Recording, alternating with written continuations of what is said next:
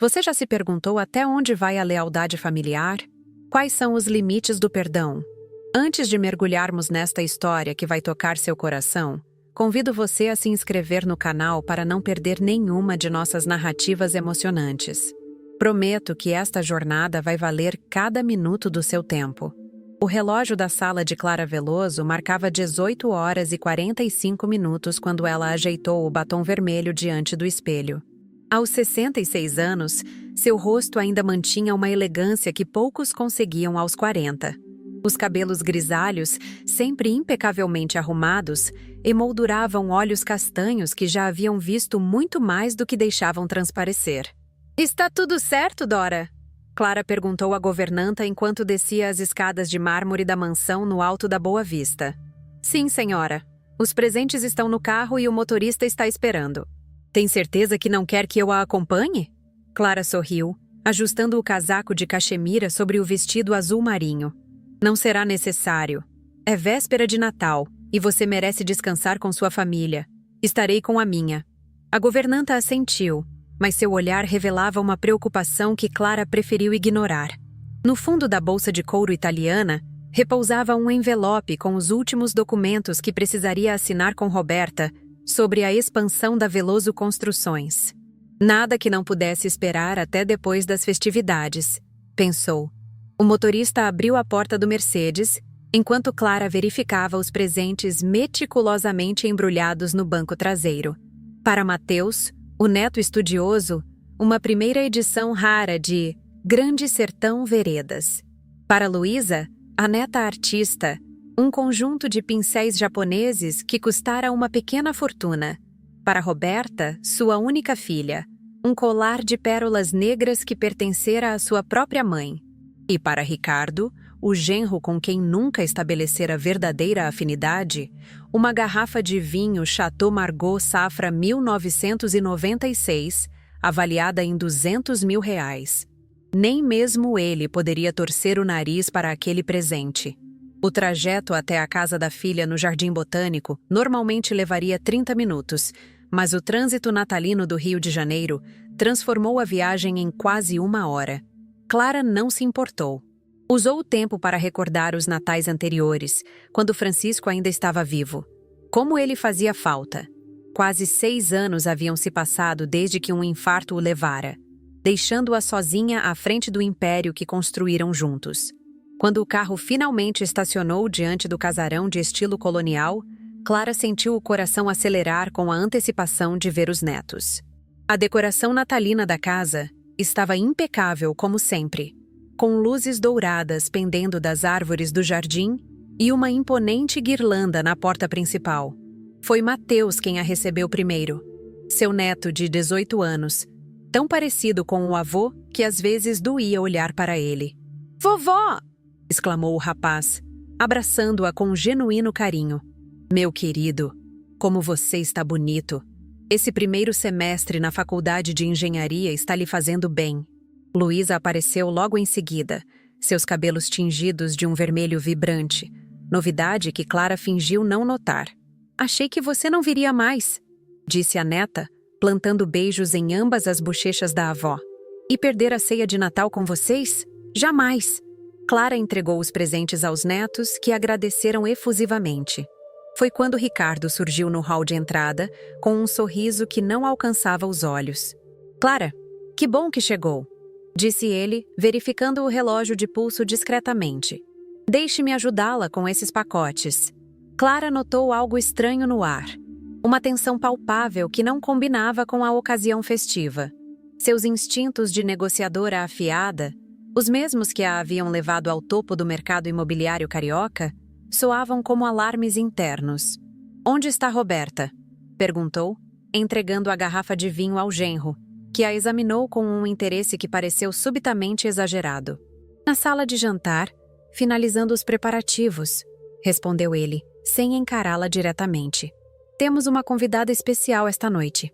As palavras pairaram no ar como uma ameaça velada. Clara seguiu os netos até a sala de jantar ricamente decorada, onde a mesa de jacarandá brilhava sob a luz do candelabro de cristal. E lá, em pé ao lado de sua filha, estava a última pessoa que esperava ver em uma reunião familiar na véspera de Natal: Beatriz Monteiro. Aos 70 anos, Beatriz Monteiro mantinha a postura ereta e o olhar calculista que sempre a caracterizaram nos círculos empresariais do Rio de Janeiro. Vestia um conjunto de seda cor de champanhe que Clara reconheceu da última coleção Chanel. Suas mãos, cuidadosamente manicuradas, seguravam uma taça de cristal, e seus lábios finos se curvaram num sorriso quando seus olhos encontraram os de Clara. "Clara, querida, quanto tempo!" exclamou Beatriz, com uma falsa cordialidade que soava como unhas arranhando um quadro negro. Clara sentiu o sangue gelar nas veias. Durante 30 anos, Beatriz fora sua maior rival no setor de construção civil. A Monteiro Incorporações havia disputado cada licitação, cada terreno, cada cliente com a Veloso Construções em uma batalha empresarial que beirava a inimizade pessoal. "Beatriz", respondeu Clara secamente, tentando processar a situação. Virou-se para a filha. "Roberta, não sabia que teríamos companhia." Roberta Veloso, 40 anos, estava quase irreconhecível. Seu rosto, normalmente expressivo e caloroso, exibia uma frieza que Clara jamais havia presenciado. Usava um vestido preto justo demais e maquiagem pesada que não combinava com seu estilo habitual. "Mamãe, que bom que chegou", disse Roberta, sem se aproximar para o costumeiro abraço. "Beatriz gentilmente aceitou nosso convite para o jantar de Natal este ano." "Gentilmente?" repetiu Clara, incapaz de esconder a surpresa. "Não me lembro de termos discutido isso." Um silêncio constrangedor tomou conta do ambiente. Os netos trocaram olhares preocupados. Ricardo pigarreou, sugerindo que todos se sentassem à mesa já posta. Clara notou que seu lugar habitual, na cabeceira, estava decorado com especial atenção. Um arranjo floral elaborado, taças de cristal mais finas, guardanapos de linho bordados à mão. Instintivamente, Clara caminhou em direção à cabeceira, como fizera em todas as reuniões familiares desde a morte de Francisco. Havia algo reconfortante em ocupar o lugar que fora dele, como se mantivesse viva uma tradição silenciosa entre eles. "Não, mamãe." A voz de Roberta cortou o ar como uma navalha. "Beatriz é nossa convidada de honra esta noite. Ela ficará na cabeceira." O tempo pareceu congelar. Clara sentiu todos os olhares voltados para si, analisando sua reação como abutres à espera de uma presa ferida. "Perdão?" perguntou, certa de que havia entendido mal. "Por favor, mamãe", insistiu Roberta, com um sorriso tenso. "Só por hoje. Beatriz merece essa deferência especial, considerando as circunstâncias." "Que circunstâncias seriam essas, filha?" indagou Clara, mantendo a compostura apesar do coração acelerado. Roberta lançou um olhar cúmplice a Beatriz antes de responder. "Podemos discutir isso depois. Agora, por favor, ceda o lugar." Clara observou a mesa, os rostos expectantes, o sorriso satisfeito de Beatriz. Em todos os seus anos como empresária, jamais permitira ser diminuída ou desrespeitada. Não começaria agora, em sua própria família, na véspera de Natal. "Não", respondeu simplesmente, puxando a cadeira da cabeceira. "Este é o meu lugar." O que aconteceu a seguir ficaria gravado na memória de todos os presentes. Roberta, com um movimento rápido e violento, empurrou a própria mãe com tanta força que Clara perdeu o equilíbrio e caiu no chão de madeira polida. O som do impacto foi seguido por um silêncio horrorizado. "Vovó!" gritaram os netos em uníssono, correndo para ajudá-la. Clara, ainda atordoada, viu o rosto de Beatriz Monteiro iluminar-se com uma satisfação malévola. Viu também a expressão aterrorizada de Ricardo, como se a situação tivesse escapado completamente ao seu controle. Mas foi o olhar de Roberta que mais a feriu. Um olhar vazio, quase indiferente à humilhação que acabara de infligir à própria mãe. Com a ajuda dos netos, Clara se levantou, ajeitando o vestido amassado e recuperando a dignidade ferida. Uma cadeira lateral foi trazida às pressas, como se ela fosse uma visitante de última hora, uma estranha intrometida na celebração. "Este lugar não é para você", sussurrou Roberta ao passar por ela, em tom baixo o suficiente para que só Clara ouvisse. O jantar prosseguiu numa atmosfera surreal. Pratos sofisticados foram servidos, vinhos foram decantados, conversas artificiais flutuavam sobre a mesa. Clara mal tocou na comida, observando com crescente incredulidade como Roberta tratava Beatriz com uma deferência quase reverencial, pendendo em suas palavras, rindo de suas anedotas, concordando com cada opinião expressa. Foi durante a sobremesa que Clara captou fragmentos de uma conversa que a deixou em estado de alerta. Então está combinado. Assinaremos os documentos da fusão na primeira semana de janeiro, disse Beatriz, entre uma colherada de pudim e outra. Fusão? Interrompeu Clara, incapaz de se conter. De que fusão estamos falando? O olhar que Roberta lançou a Beatriz foi de puro pânico. A matriarca rival sorriu serenamente antes de responder. Oh, querida Clara, pensei que Roberta já tivesse lhe contado sobre nossos planos. A Veloso Construções e a Monteiro Incorporações finalmente unirão forças. Não é maravilhoso? O relógio da sala de jantar bateu meia-noite, anunciando oficialmente o dia de Natal enquanto Clara entrava em seu apartamento no Leblon. A primeira coisa que fez foi retirar os sapatos de salto que haviam se tornado insuportáveis, não pela altura, mas pelo peso das horas de humilhação que suportara. As luzes da árvore de Natal piscavam silenciosamente no canto da sala, iluminando os presentes que ninguém abrira. A casa estava silenciosa, exceto pelo som distante de fogos de artifício celebrando a data festiva em algum lugar da cidade. Clara serviu-se de uma dose generosa de uísque, algo que raramente fazia, e caminhou até a varanda que oferecia uma vista panorâmica do Oceano Atlântico. A brisa marinha agitou seus cabelos grisalhos, enquanto ela contemplava as ondas quebrando na praia deserta. Como chegaram a esse ponto? Quando sua filha, aquela mesma menina que embalara em seus braços, tornara-se capaz de tamanha traição. A fusão. A palavra ecoava em sua mente como uma sentença. A Veloso Construções era o legado que construíra com Francisco, tijolo por tijolo, contrato por contrato. Era a herança que planejava deixar para os netos. E agora, Roberta pretendia entregá-la a Beatriz Monteiro numa bandeja de prata. Clara sabia que, apesar de ter passado o comando operacional para a filha há 3 anos, ainda detinha 60% das ações da empresa. Qualquer fusão precisaria de sua aprovação formal. O que significava que Roberta estivera negociando nos bastidores, possivelmente buscando maneiras de contornar sua autoridade. O celular em sua bolsa vibrou, trazendo-a de volta à realidade. Era uma mensagem de Luísa. Vovó, me perdoe pelo que aconteceu hoje. Eu não sabia. Podemos conversar amanhã? Clara não respondeu imediatamente.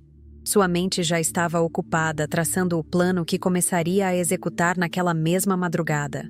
Aos 66 anos, após décadas gerenciando uma das maiores construtoras do país, Clara Veloso sabia exatamente como responder a uma tentativa de golpe.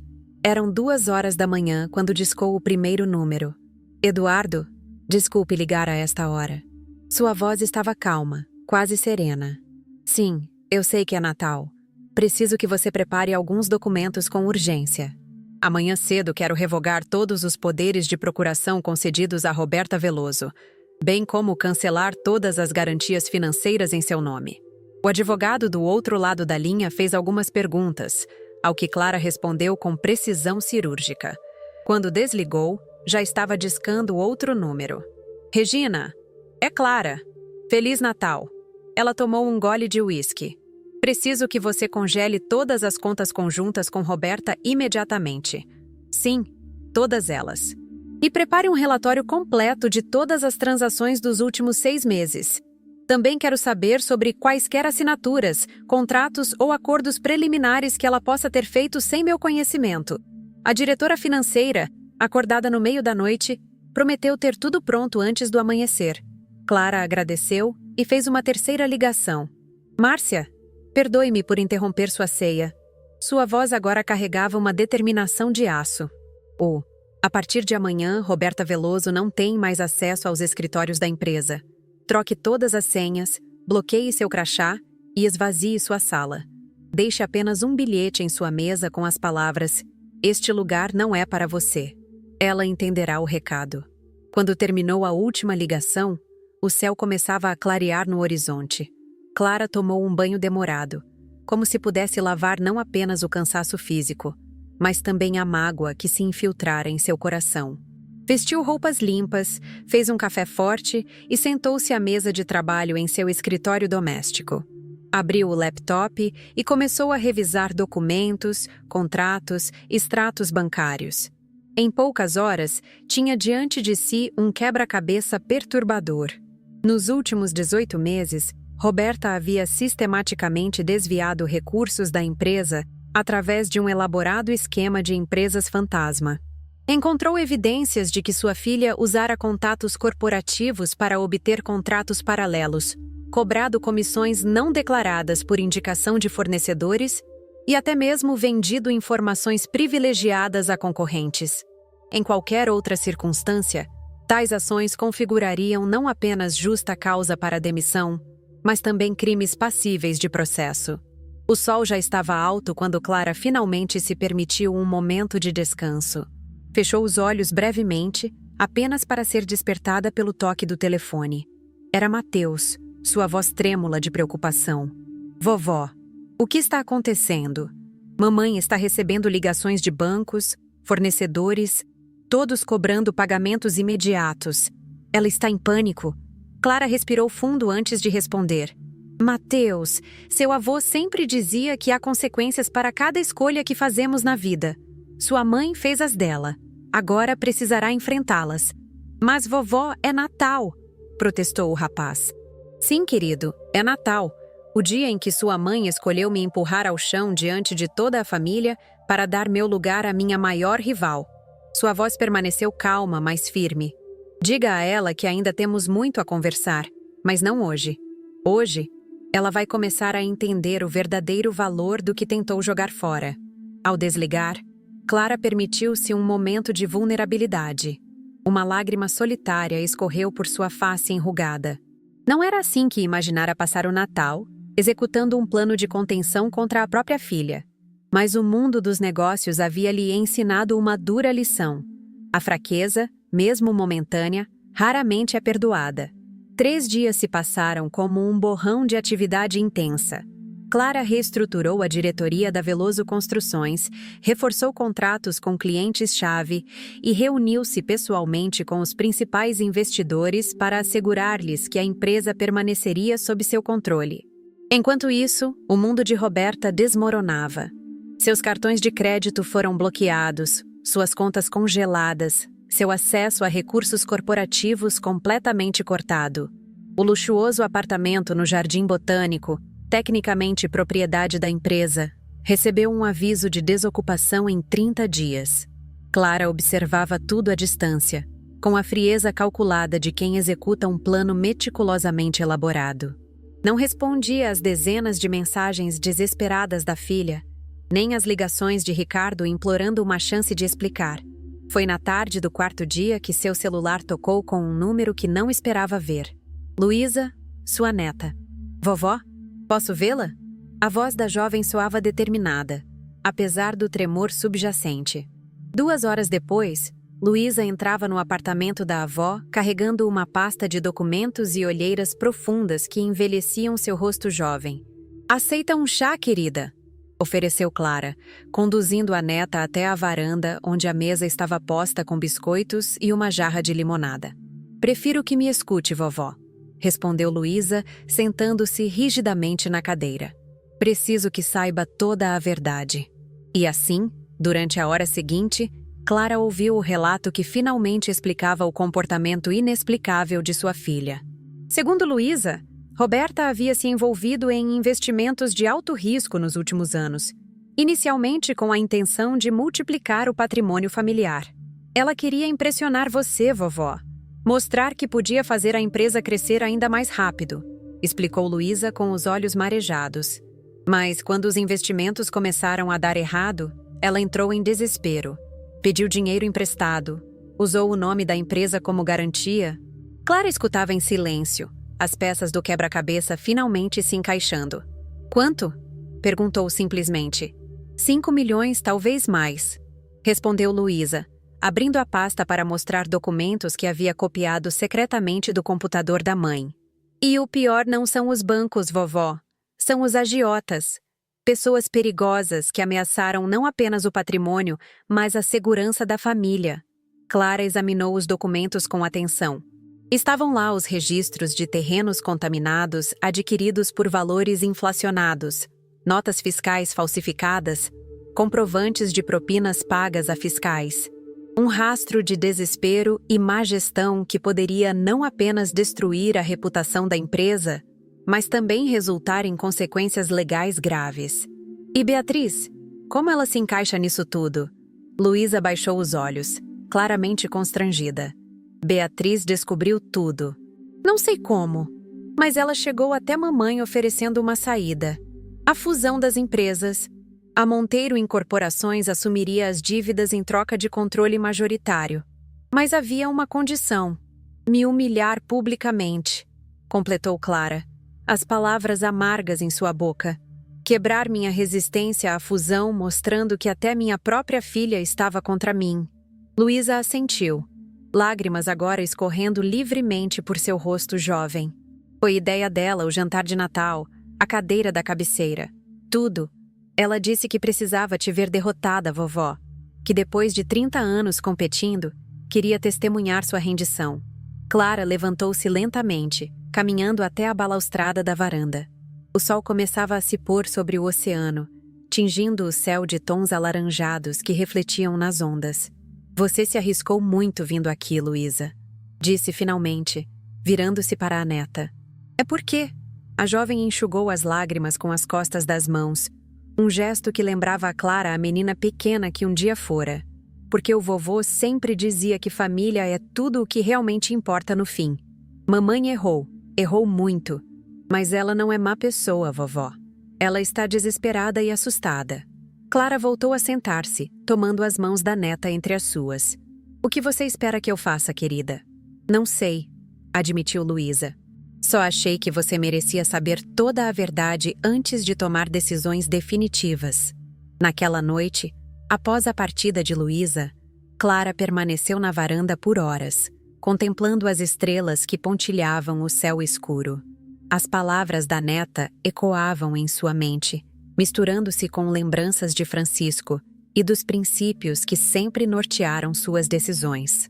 Quando finalmente tomou sua decisão, o céu já começava a clarear novamente.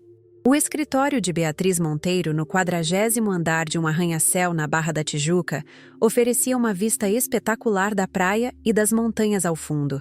A decoração opulenta, com obras de arte caras e móveis de design exclusivo, refletia o gosto ostensivo de sua proprietária. Eram 9 horas da manhã quando Clara foi anunciada. Beatriz recebeu a notícia com um sorriso de satisfação, certa de que a rival vinha negociar os termos de sua rendição. «Clara, que surpresa agradável!» disse Beatriz, indicando uma cadeira diante de sua mesa imponente. «Café?» «Não, obrigada», respondeu Clara secamente, mantendo-se em pé.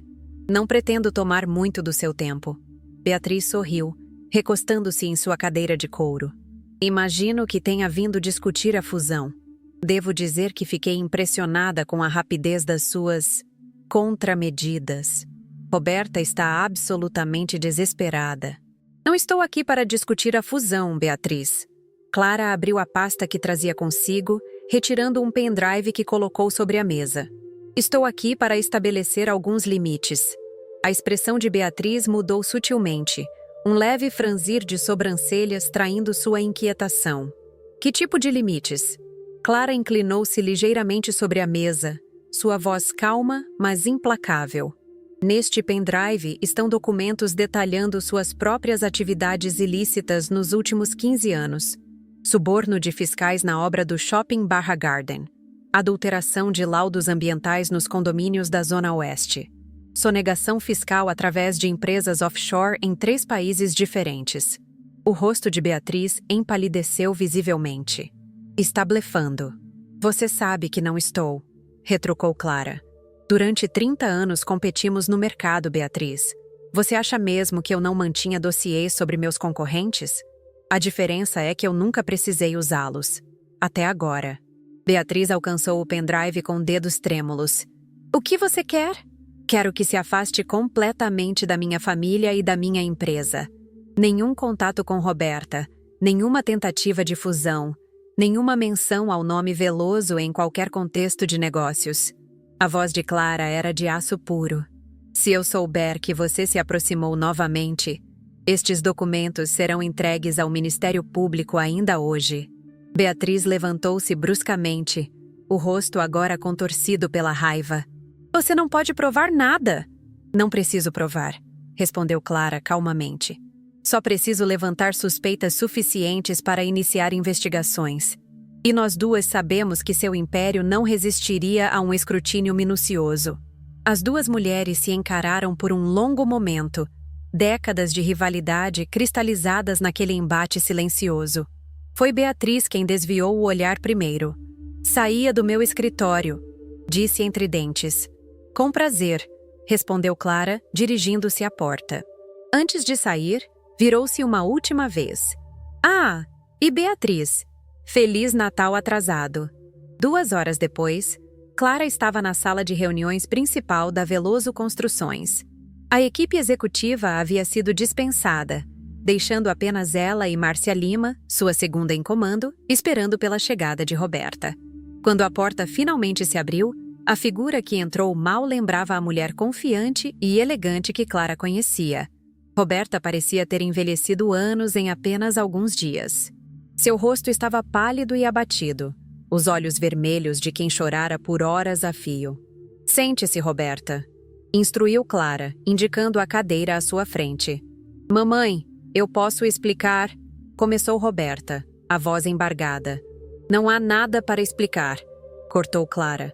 Luísa já me contou tudo. As dívidas, os agiotas, os negócios ilícitos e seu acordo com Beatriz. Roberta cobriu o rosto com as mãos, soluçando abertamente. Eu estava desesperada. Não sabia o que fazer. Você poderia ter vindo a mim, respondeu Clara, sua voz agora mais suave. Sou sua mãe, Roberta. Antes de ser sua chefe ou sua sócia, sou sua mãe. Roberta ergueu o rosto banhado em lágrimas. Eu tive vergonha, medo de decepcionar você, de não ser a executiva brilhante que todos esperavam. Clara suspirou profundamente antes de continuar. Suas ações trouxeram sérias consequências para a empresa. Negócios que construímos durante décadas foram comprometidos. Nossa reputação no mercado está em risco. Sem falar na confiança familiar que foi quebrada da pior maneira possível. Roberta baixou os olhos, incapaz de sustentar o olhar da mãe. Eu entendo se você nunca puder me perdoar. Não se trata de perdão, Roberta. Se trata de reconstrução. Clara olhou para Márcia, que assentiu levemente. Resolvi sua situação com os agiotas. Suas dívidas pessoais serão refinanciadas através de um empréstimo com garantias reais. Você terá 15 anos para pagar, com juros justos. Roberta ergueu o rosto, um vislumbre de esperança em seus olhos. Quanto ao seu papel na empresa, continuou Clara, seu cargo de diretora executiva está oficialmente encerrado. A partir de segunda-feira, você assumirá a posição de assistente administrativa no Departamento de Recursos Humanos, com salário compatível à função. Assistente administrativa? Repetiu Roberta atônita. Mas eu tenho mestrado em administração, 20 anos de experiência, e cometeu erros que custariam a prisão a qualquer outro funcionário, completou Clara sem hesitação. Considere-se privilegiada por ainda ter um emprego. Roberta parecia prestes a protestar. Mas algo no olhar da mãe a fez reconsiderar. Por quanto tempo? Pelo tempo que for necessário para reconstruir a confiança perdida. 1 ano, 5, 10... Dependerá exclusivamente do seu desempenho e comprometimento. Clara levantou-se, sinalizando que a reunião estava encerrada. Antes que Roberta saísse, no entanto, tocou levemente seu braço. Uma última coisa. Seu pai sempre acreditou que as pessoas merecem segundas chances. É por isso que você está recebendo a sua. Não a desperdice. 1 ano depois, a véspera de Natal trazia um clima diferente à mansão de Clara no alto da Boa Vista. As luzes cintilavam na enorme árvore decorada na sala principal, e o aroma de peru assado e temperos natalinos preenchia o ambiente acolhedor. Clara ajustava os talheres de prata sobre a toalha de renda portuguesa, certificando-se de que tudo estava perfeito para os convidados que chegariam em breve. Dora, a governanta, observava com um sorriso discreto os preparativos da patroa. "A senhora está animada esta noite", comentou, colocando mais uma travessa de cristal sobre a mesa. Clara assentiu, permitindo-se um raro sorriso. "É o primeiro Natal que passamos juntos desde... Bem, você sabe." O interfone tocou anunciando a chegada dos primeiros convidados. Clara alisou o vestido vermelho, respirou fundo e dirigiu-se à porta. Luísa entrou primeiro, agora com cabelos na cor natural e um vestido simples mas elegante. Abraçou a avó com genuíno carinho. "Feliz Natal, vovó. Trouxe aquelas trufas que você adora." Em seguida vieram Mateus e sua namorada recém-apresentada à família, uma estudante de arquitetura com quem se conhecera na faculdade. O rapaz parecia mais maduro, mais centrado. Os eventos do ano anterior o haviam forçado a crescer rapidamente. "A mamãe está estacionando o carro", informou ele, após cumprimentar a avó. Ela insistiu em dirigir sozinha. Clara assentiu, sentindo uma leve ansiedade. Sua relação com Roberta havia percorrido um longo e difícil caminho de reconstrução durante aquele ano. Conversas dolorosas, sessões de terapia familiar, momentos de recaída e, gradualmente, pequenos passos em direção à cura. Quando a campainha soou novamente, Clara abriu a porta pessoalmente. Ali estava Roberta, sozinha. Ricardo havia partido 6 meses antes, incapaz de adaptar-se à nova realidade financeira e social da família. O divórcio ainda estava em andamento, mais uma ferida a ser curada com o tempo. A transformação em Roberta era visível. Os cabelos, agora com fios grisalhos que não se preocupava em esconder, estavam presos em um coque simples.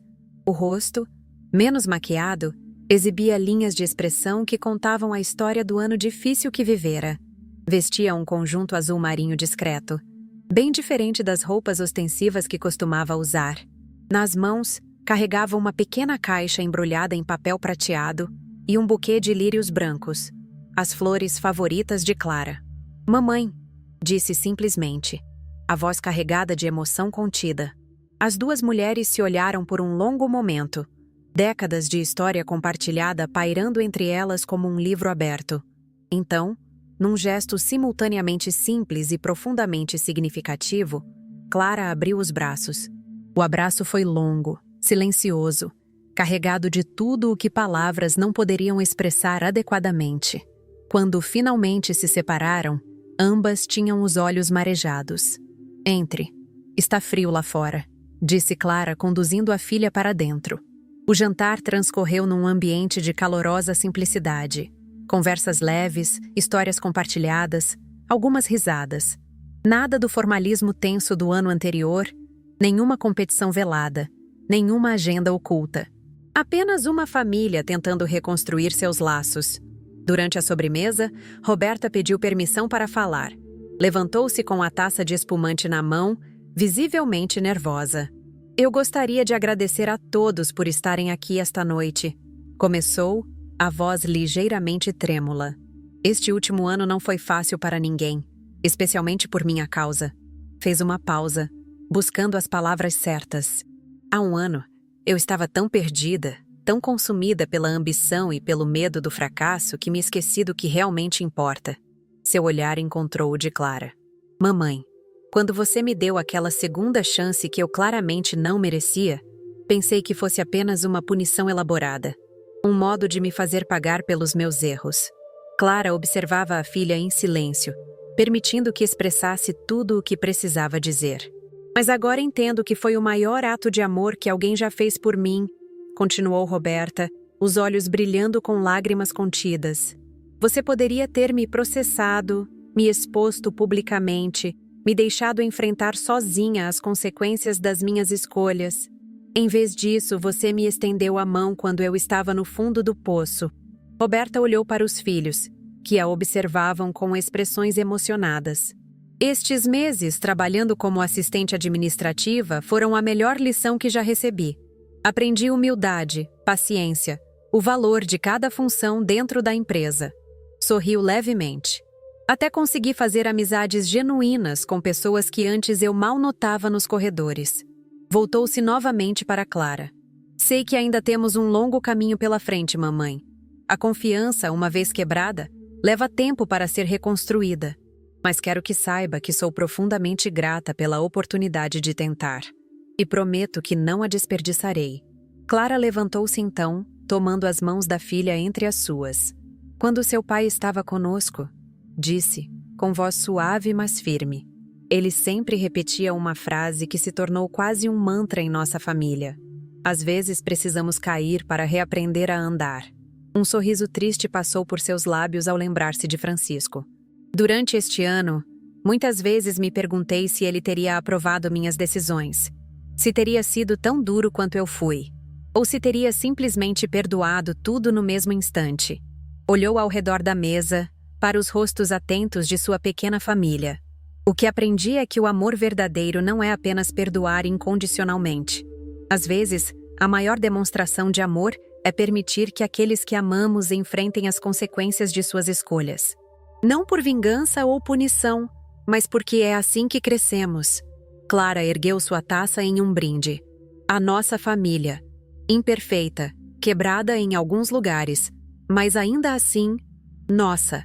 E a segunda chance que todos merecemos quando estamos verdadeiramente dispostos a mudar. Os cristais tilintaram na sala iluminada pela árvore de Natal. Lá fora, os primeiros flocos de uma rara neve carioca começavam a cair, como se o próprio universo quisesse marcar o momento de renovação. Mais tarde, quando os netos já haviam se recolhido e a casa estava silenciosa, Clara encontrou Roberta na varanda, contemplando a cidade iluminada abaixo. "No que está pensando?" perguntou, juntando-se à filha. "Em como é estranho o caminho que a vida toma", respondeu Roberta sem desviar o olhar da paisagem. "Há um ano, eu tinha tudo o que pensava querer. Poder, status, dinheiro. E estava completamente vazia por dentro." Clara observou o perfil da filha, notando como o tempo e as experiências haviam esculpido uma nova mulher a partir daquela que conhecera. "E agora?" Roberta virou-se, um leve sorriso nos lábios. "Agora tenho um apartamento alugado que é 1/3 do tamanho do anterior, um trabalho que pagaria as unhas que eu costumava fazer, e metade dos meus antigos amigos nem atende minhas ligações." Fez uma pausa significativa. "E nunca me senti tão rica." Clara sentiu o coração aquecer-se com aquelas palavras. Tomou a mão da filha, apertando-a gentilmente. "Sabe, quando cheguei à idade que você tem agora, achei que já havia aprendido tudo o que precisava saber sobre a vida", disse. Sua voz pouco mais que um sussurro. "Que ingenuidade a minha. A vida nunca para de nos ensinar, Roberta. Nunca para de nos surpreender. O segredo é manter o coração aberto para as lições, por mais dolorosas que sejam." As duas mulheres permaneceram lado a lado em silêncio, observando as estrelas que pontilhavam o céu noturno. O passado, com todas as suas mágoas e erros, não havia desaparecido. Estava ali, tecido na trama de suas vidas como fios de uma tapeçaria complexa. Mas agora havia também novos fios sendo adicionados. Fios de compreensão, de perdão, de recomeço. Na cadeira da matriarca, Clara havia aprendido sua lição mais valiosa, que o verdadeiro poder não está em controlar ou punir, mas na sabedoria de saber quando ser firme e quando ser gentil. E Roberta, em seu caminho de redenção, descobrira que às vezes perdemos tudo apenas para encontrar o que realmente importa. A neve continuava a cair suavemente sobre o Rio de Janeiro, cobrindo a cidade com um manto branco tão raro quanto a segunda chance que aquela família havia recebido. "Feliz Natal, mamãe", murmurou Roberta. "Feliz Natal, minha filha", respondeu Clara com o coração pleno. E assim, nossa história chega ao fim. Se você se emocionou com a jornada de Clara e Roberta, não deixe de se inscrever em nosso canal para mais narrativas que tocam o coração e nos fazem refletir sobre a vida, o amor e as segundas chances que todos merecemos. Deixe seu like, compartilhe com quem precisa ouvir esta mensagem e nos conte nos comentários. Você já precisou dar ou receber uma segunda chance? Até a próxima história!